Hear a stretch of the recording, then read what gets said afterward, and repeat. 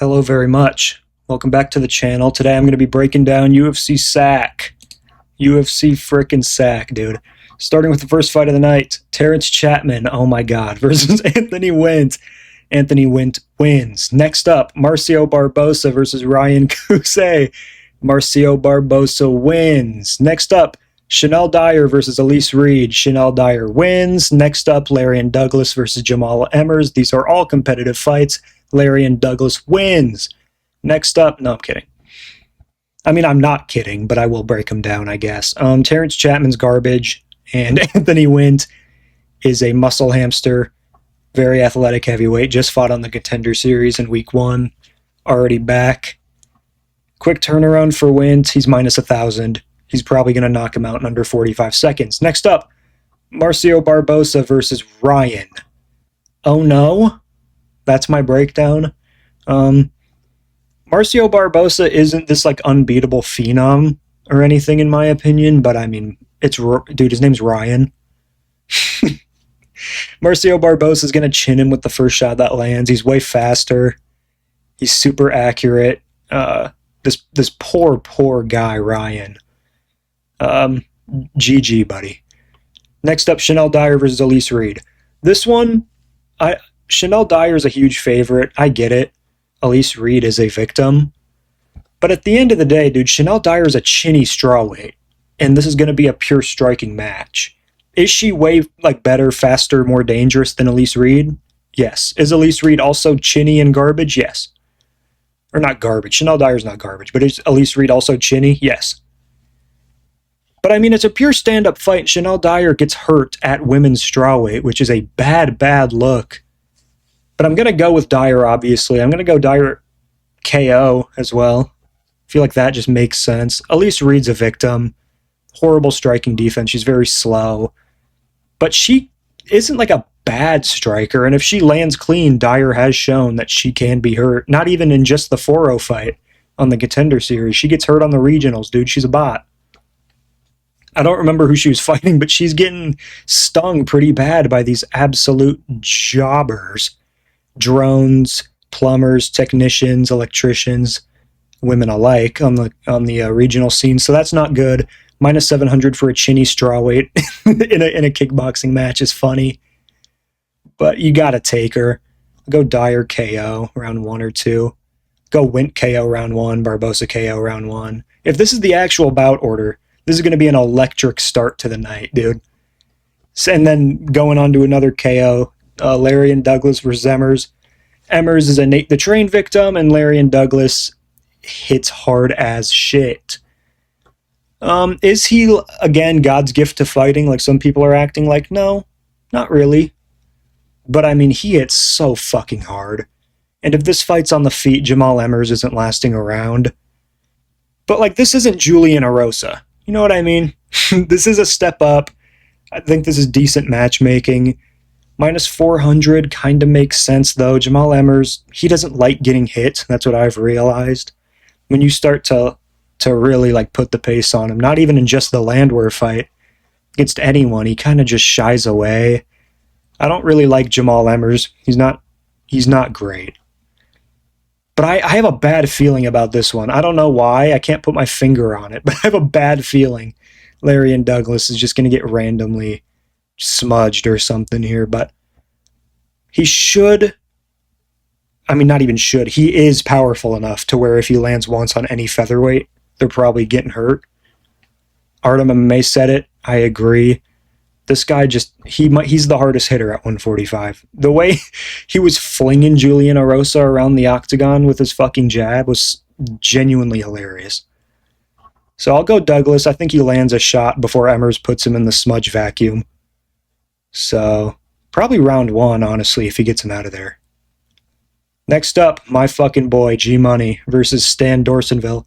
I actually watched tape for this one. You know, I'm what's the word? Notorious for not watching tape, just going fully off the old brain of mine. But, you know, for these debuts and close fights, I do have to watch tape. I'll be honest, I didn't watch fucking tape on Terrence Chapman, bro. I'll be honest. What do I look like? I'll leave the tape watching till we want picks and shit, dude. He's fighting Anthony Wint, bro. He's just not gonna win. Look at the odds. I don't need to watch. I did watch tape on this fucking guy.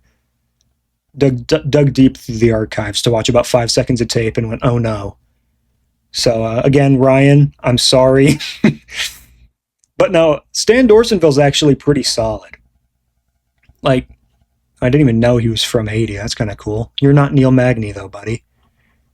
Gage Young, very complete fighter. I think his best performance is probably not getting finished by Quillen Salkill now, in hindsight. That's kind of what people know him for, but I like Gage Young. I've been on the Gage Young train for a while now.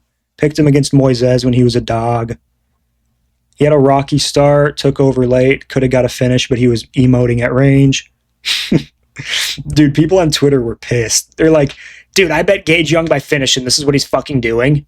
Tell me you bet the over without telling me. It's like, whatever. But no, Dorsenville's good. He's a very complete fighter, very instinctual grappler, really good at getting to the back standing. And yeah, he kind of has that Arnold Allen tie hop into range with that lead leg and then throws the combo, exits safely. I like this guy, Stan. His competition, he's fought nobody, no adversity. You know what I mean? Like, he's just been able to tie hop into range, throw a combo, leave over and over again, get takedowns whenever he wants. Gage Young, I think, is a high level enough fighter to where he can stifle the offense of Stan, especially as the fight goes on. I could see Dorsenville having a good first round, but I don't know if the cardio is going to hold up for him to do that for 15 minutes against a guy who's actually trying to win, unlike the opposition he's been fighting on the regionals. Gage Young's tough as fuck. He wears a lot of damage, which is kind of worrying. If Stan gets downhill, Stan. What a stupid fucking name for a fighter. If Dorsenville. What a name, eh? Stan Dorsenville. Sounds like a fucking Fairly Odd Parents character. But yeah, if fucking Doris Anvil gets downhill early, starts snowballing, I might be a little worried. I think Gage Young just needs to play it safe early and then take over late. Odds make sense to me. Gage Young slight favorite. I'm going Gage Young decision, but I think Dorsenville's good enough to make this really close. I think Dorsenville probably beats Thiago Moises. You know, I don't think this is like a huge step down or step up for Gage Young. And the odds reflect that. I'm going Gage Young. I trust the experience. He's been around. He's fought great competition his whole career, too. It's not like he's been gradually going up. I mean, like I said, he fought Quillen Salkill on the Contender Series, and I respected Gage Young back then. That's why I was so high on Quillen going into his debut against the Indian sensation that is Anshul Jubilee. And in hindsight, Gage Young did spectacular against Quillen Salkill. So I trust the experience. I trust the high-level fights. I like the fight IQ for the most part of Gage Young. And Dorsenville's just a little too unproven for me to trust him at this level. Because Gage Young is no easy, short-notice step-in. I'm forgetting right now who Young was supposed to be fighting. It's on the tip of my fucking tongue, dude. Damn it. Whatever. It was somebody who he was probably going to beat, I'm pretty sure. So I'll go Gage Young decision. I think it'll be really close, though. Very low confidence. Dude, I just scrolled up and I saw Wes fucking Schultz, dude. We'll get to him in a second. Next up, Chris Padilla versus fucking Wes Schultz. Such a goofball. Chris Padilla, Taco Pad, taking on Nasrat Hakprast, the infamous, parental bakery owner himself, back after that historic KO loss to our GOAT, Quillen Salkill. This is a really tough fight. Again, pick 'em odds here makes sense. Chris Padilla, very strange fighter to me. I still don't know who I'm picking, I'll be honest. I've been fence-sitting this one since it got booked. I like Padilla. I pick Padilla. I think I've picked him in every fight he's had, except the Rongju one. And that Rongju fight, Rongju was putting belt to ass, dude. Rongju was easily outstriking this guy. Padilla was having very low, minimal success. And then he lands a perfect elbow right in the eye socket, instantly shuts Rongju's eyes. It was so pinpoint that it landed, and Rongju literally thought he got poked in the eye. He looked at the ref. He was like, ref, the fuck? But no, literally tip of the elbow right in the eye socket. So, like, that's a good win, but I didn't forget what was happening before then. A good boxer in Rongju just, outpointing Padilla from range. It's what Nasrat Hakparast can do. You know what I'm saying? And then you have Ishmael Bonfim was looking okay, I guess. Not really, I think. Padilla, his opposition hasn't been good, in my opinion. And when it is good, he's losing until he's not.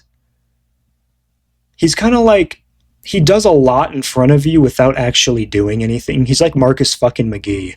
He just kind of gyrates in front of you, and it makes it look like he's doing a lot, but he's not really doing anything. Inside low kicks, teeps. He tries to have these big moments. He tries to stay close enough in the volume and then win the round based on a big elbow or a big knee, big moment, And if those moments don't come, which to his credit, they have been coming, he's finding the moments in every fight. I thought he beat Medeiros in his last one. I thought that was a weird, oh, he won, but no, he didn't. Point taken away, but it didn't matter, but it did matter. Let me take the win away. That's stupid. Padilla won that fight. But it was still it was so close. He fights on such slim margins and really relies on a big moment. And the fight that doesn't happen in, he's just gonna lose like a 30-27, and everyone's gonna be like, holy shit, we all overrated him so much. But it's like, when you watch the tape on this guy, he's not really doing anything until he does. He's like fucking Derek Lewis, bro. You'll watch him and you're like, holy shit, this guy's garbage, and then he'll do something and you're like, oh wow. So, with all that being said, I'm picking Chris Padilla. I don't really know why I just went on that anti-Chris Padilla rant, knowing I was probably going to pick him the whole time. Nasrat Hakparast is just, he also fights on slim margins is the thing. He doesn't really get up on volume. He lost to Ribovics, who I don't rate highly whatsoever, and then robbed him blind. Life and Death with Jared Gordon, slimed out cold by Quillen. Like, those are his last 3 fights. Life and Death with Jared Gordon, completely masterclassed by Ribovics and then robbed him, and then slimed out cold in one of the most brutal KOs in the history of the sport right after. So it's just like, he's taken a lot of damage recently, and I hate to say it, but I kind of trust Padilla at this point to just find moments. Like I said, when it doesn't work, we're all going to look stupid for picking him, but until he proves to me he can't find a moment, I'm going to keep trusting him. I pick him every time. I'm going to pick him again. I feel like he'll probably be a favorite when the fight closes. But they both fight on slim margins. If this goes the distance, it's probably going to be very close. And Padilla searches for big moments, Nasrat doesn't. I think that's the difference here, is that Padilla's going to at least try a couple times around to land a finishing blow, and Nasrat's going to be throwing, jabs. For every 8 jabs Nasrat throws and hits on the guard, Padilla might land a big elbow, and then boom, he wins the round. So I'm going to trust in Padilla again. I keep telling myself after every fight I'm not going to, but I'm just going to keep doing it, whatever. Ride it till the wheels fall off, eh? Next up, it's fucking party time, boys. We have Party Time versus Jesus of Nazareth. And unfortunately, I think it's not time to party. I think McVeigh beats him in the Luscious Locks battle of 2026. Wes Schultz is just really bad, that's kind of the breakdown here. Jackson McVeigh's like a shit Zach Reese, which you would think, oh, no way. No way a shit Zach Reese is beating anyone. But then you go, wow, Wes Schultz is just a bad fighter in general. He's so bad, I don't have a comparison for him. He's literally like a pure guillotine merchant. No wrestling defense, no striking defense. He's a victim on the feet. And McVeigh by no means is perfect, but if it's kind of like Juliana Miller versus Ravina Oliveira, where it's like, you know how bad you have to be for Jackson McVeigh to be almost 2-1 against you? It's kind of what I was saying about Miller and Ravina Oliveira, where it's like, you know how garbage you have to be for Juliana Miller to be a 3-1 favorite over you? That's kind of what this is. Wes Schultz isn't a UFC level guy. Ben Johnston literally gifted him a free guillotine in round 3 of his last fight, which, by the way, I swept that card on Perth because I'm just quite frankly a nasty guy, and I picked Wes Schultz like an absolute Chad, and the man with the lisp got it done. The guy who probably needs to wear a helmet out in public got it done, and I'll be rooting for him. I definitely will. I love Wes Schultz. He's a funny guy. He's just not a fighter. You can tell. I don't know how he ended up here, but I think McVeigh's reach. I think he just lands a big shot early. Wes Schultz can't take damage well. This isn't Ben Johnston coming off the couch after 3 years and still winning up until he wasn't. I think McVeigh can knock him out. I think McVeigh can sub him. I think McVeigh wins a decision if it goes the distance. Wes Schultz kind of just needs a fluky little gilly here, and I'll be damned if I ain't rooting for it. But I'll go McVeigh. Oh, dude, he's so low level, he might find a way to just not finish him. But I'll go McVeigh KO, I guess. No, honestly, Wes Schultz is such a weird little victim. I'll go McVeigh sub. McVeigh sub. Next up, Shamil the Meal Deal Blob Gaziev versus Kennedy Nzechukwu. This is one of the worst fights I think I've ever seen in my life. But I'm done picking Shamil to win. Not that I do it often or anything. I obviously picked Pericic to beat him. I don't know if I've ever picked Shamil to win. I think he's garbage. And Kennedy Nzechukwu is a weird man. I hate watching him fight. When I see him on fight cards, it kind of ruins my day. But Shamil's just a fat guy. Like, he's not good at anything. Like, he's an okay wrestler. He has power, but it's because he's 7 feet tall and a fat guy.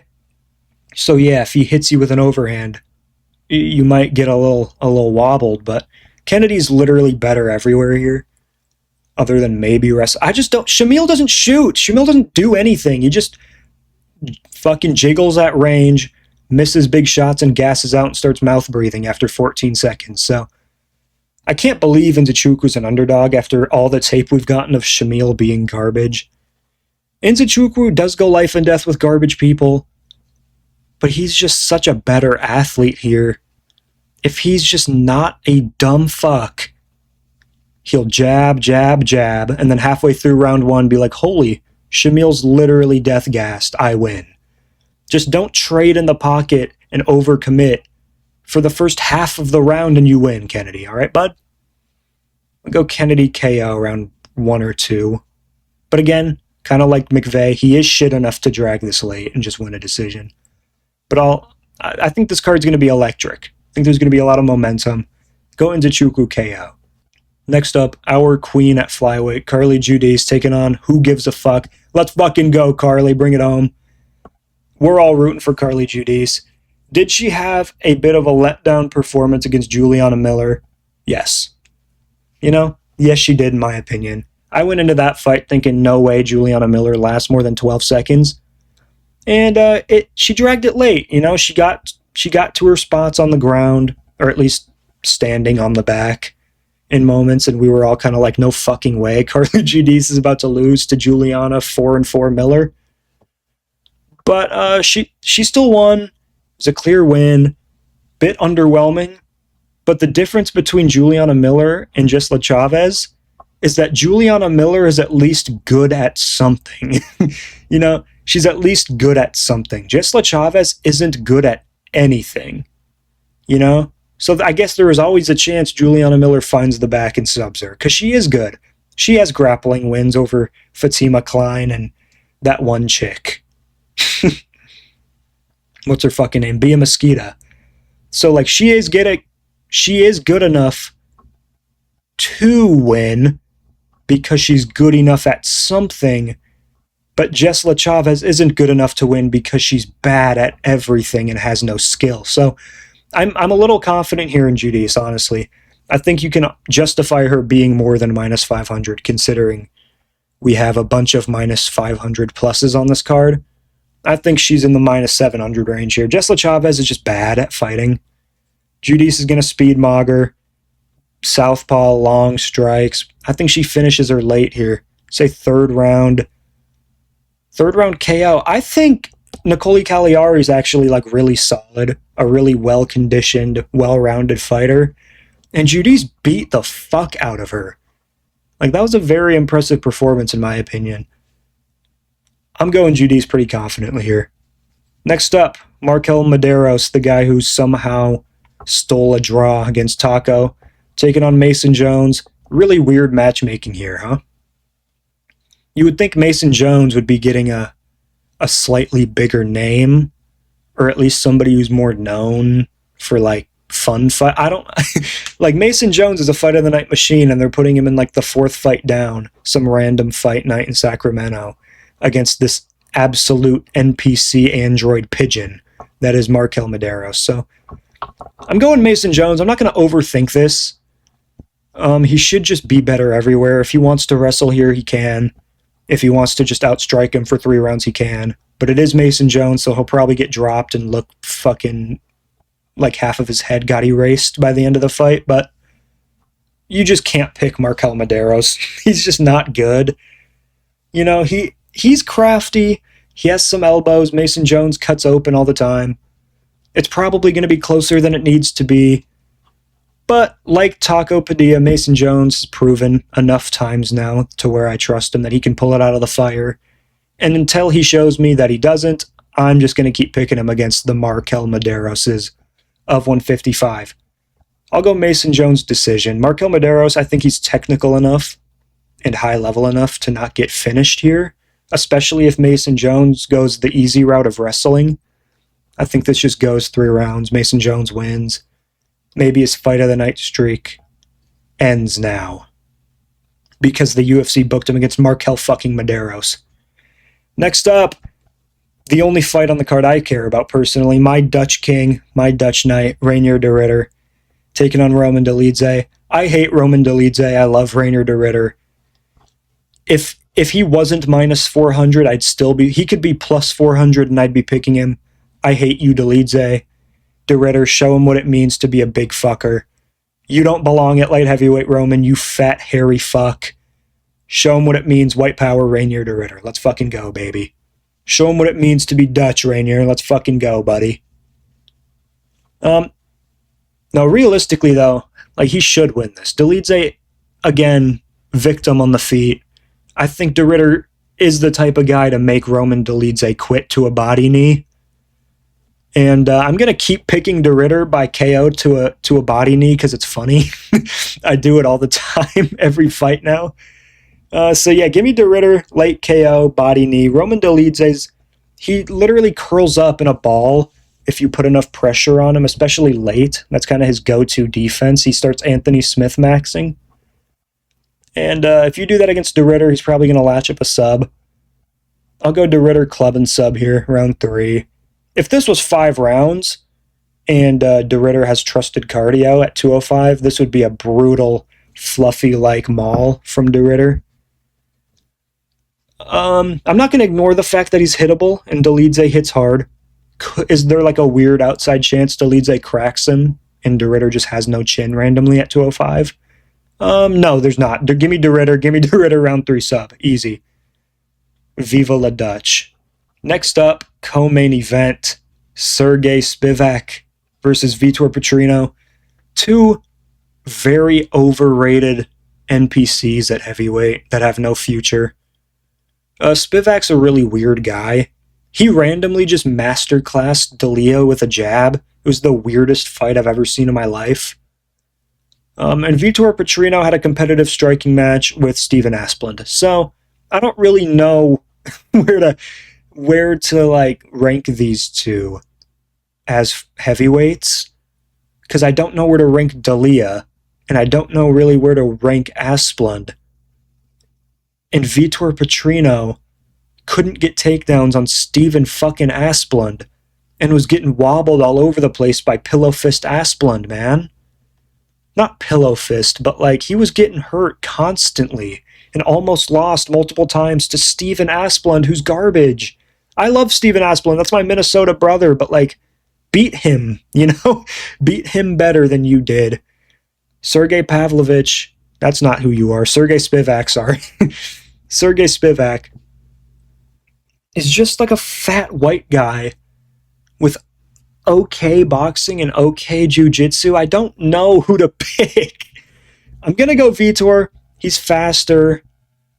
I think the jab of Spivak was like a one-fight wonder. I see Petrino. I don't see Petrino winning, but I definitely don't see Spivak winning, so I have to pick Petrino. I don't have a breakdown. I literally don't know. These two fight differently every fight. One fight, Petrino's like a wrestling master, and then the next, he's losing striking exchanges and can't take down Steven I'm fat as fuck Asplund. And then Spivak's getting like arm bars and shit off his back against Tybura and like throwing Derek Lewis around the octagon. And then all of a sudden he's outclassing D'Elia on the feet, but then he's losing to, I don't know, dude. I'm going to go Petrino because athleticism at heavyweight takes you a long way. Spivak doesn't like getting hit.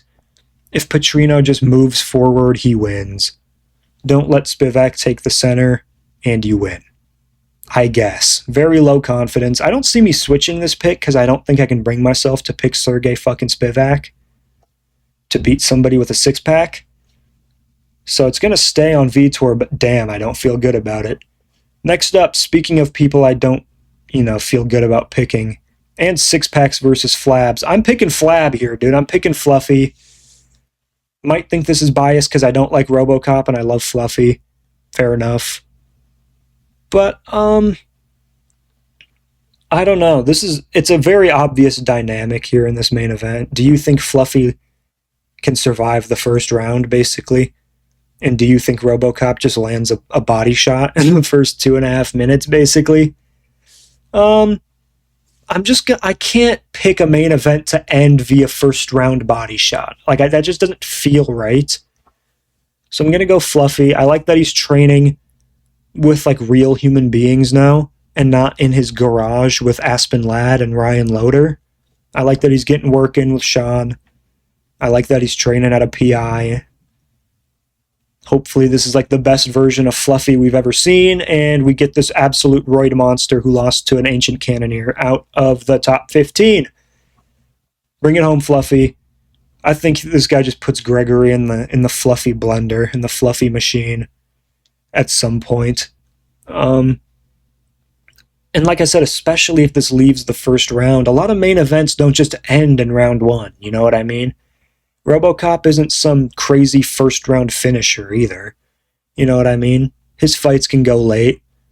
His fights can drag on every now and then. And Fluffy's not chinny. He's just chinny to the body. And Robocop does throw body kicks. He does throw right hands to the body. And at this point, it's no secret how to beat Fluffy. Hit him to the body. But again, it just doesn't feel right to go, yeah, Robocop round 1 KO to body shots. It seems too obvious to say that. So that's making me lean Fluffy even more. And I saw Roman Kopylov take Rodrigues down. Robocop seems reluctant to grapple for some reason, because he is a credentialed grappler, to say the least. He's a very credentialed grappler. And he doesn't grapple in his fights for some reason, ever. I don't know why I brought that up. I have a conspiracy maybe that he's he has an injury or something and he just doesn't want to. I don't know what it is, but he doesn't grapple. He refuses to because he's a moron. And if Fluffy just gets an early takedown, we saw Robocop literally insta-gas out against Jared Cannonier. He carries all that muscle because he's on every performance enhancer in the entire country of Brazil. He's a walking pharmacy. Anthony's a fat guy. I'm going to pick Fluffy. It goes against everything I stand for when it comes to size mog and genetic superiority in fighting, but man, I just can't get the idea of Fluffy surviving and then just dragging this guy around. It's a 5-round main event, dude. I don't like picking first-round KOs in 5-round main events. And I feel like Robocop, when you fight Fluffy, there's always the fear in the back of your head of this guy weaponizes cardio. I don't really want to gas out. And we kind of see that with his opponents. They don't throw anything at him because they're just so scared of getting put in the Fluffy cycle of back take, mat return, cradle, guillotine attempt, back to the back take, Oh, now he's mat returning you again. Submission attempt, back take, mat return, submission attempt. You know, just constantly. And I feel like if he can get that game going, Robocop's fucked. This could be like the Michel Pereira fight, where the first strike Robocop lands almost finishes Hernandez, but then after that, it's just all Fluffy. 2 roid monsters from Brazil, losing to Fluffy in main events. I think the big octagon is going to favor Robocop. If this was in the Apex, I would like Fluffy even more. But man, I got to go with the feel-good story here of Fluffy. I like Fluffy a lot more than Robocop, so maybe I'm biased. I just don't like losing to Jared Cannonier. You know what I mean? Losing to Strickland is one thing. I don't like the way it happened. How are you getting TKO to the body? I don't think Strickland has ever thrown a body knee before until that fight, genuinely. And then he threw it for the first time ever in his whole career, and it fucking chinned Hernandez to the body. I don't like that.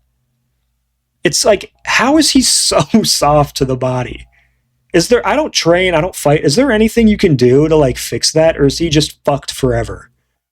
Can he like train his core? Can he work on some level of conditioning? Because it must not be a conditioning problem, obviously. He's literally known for that, you would assume. Is it like an injury? Does he have a floating rib or something, dude? Like, I don't know. I'm going to go Fluffy, round 4, 5, submission. I think if this fight leaves round 1, Fluffy's minus 8,000. And yeah, I think that's all I have to say for today. Like and subscribe, please and thank you. My picks are elite. Last card was very tough. Very, very tough to predict. But I still went 8-4. I feel like on a card like that, going 8-4 is pretty good. I didn't get to do a recap because I was gone. But yeah, there are 2 huge upsets with Stoltzfus and Jeremiah Wells. Couldn't have predicted those. Luque almost beat Gore. Gore's still garbage. He's going to lose violently eventually.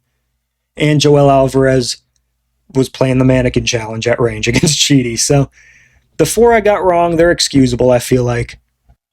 Yeah, the Sacramento card, I'm predicting a lot of finishes. I hope it doesn't disappoint. There's a few snooze fests on here, you know. There's the Shamil fight. There's the random Padilla Hack Perest fight that I think could kind of stink up the event. McVeigh Schultz is the most Apex matchup ever. Get it out of an arena. But yeah, I'll see y'all later this week for the recap video. I'll be able to make one this week. Like and subscribe, follow the Twitter. I'm somehow losing followers on Twitter. I'm washed. See you on Saturday.